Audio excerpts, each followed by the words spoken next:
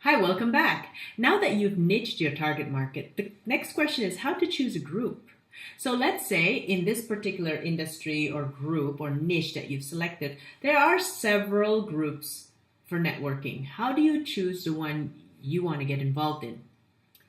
And of course, the most relevant way to choose it is to go with the one that has the most people that is most relevant to you. So if your target market is women in business and of a middle up type of sort that travels a lot in this particular industry, you might want to target the group that has the most of those kinds of women in business. However, let's say, and let's get complicated, right? Let's say there's still a few of them and you have to choose. Well, here's a secret that I always use, and it's worked for me, is that I choose the group that I like. I choose the group that makes me feel comfortable when I'm in them.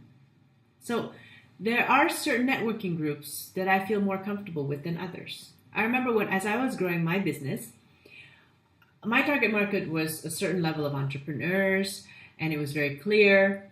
And I decided to go through a certain group because it was more towards the type of entrepreneurs that we were looking for, the type of culture. There was also a bigger entrepreneur group in another group, but I chose not to get in it because, they were more political. There was a lot of internal politics in them, and even though they looked like a pond with more fish, I didn't feel like I understood their culture. I didn't feel like I wanted to be part of their culture or that we could pull them into our culture. So I stuck with the smaller group. Okay, now, so when you're choosing your group, I want you to think about how do you feel being part of them? Why is this important? Because in the next videos, when I show you how to maximize your relationship within and how to build a strong reputation for you, one of the key things I will ask you to do is get involved in the group. You don't want to just become a networker that jumps from group to group. Actually, it's a better strategy to pick a few groups and dig deep, get involved deep, rather than going to many groups just as a guest. So let's say each group has one event per month.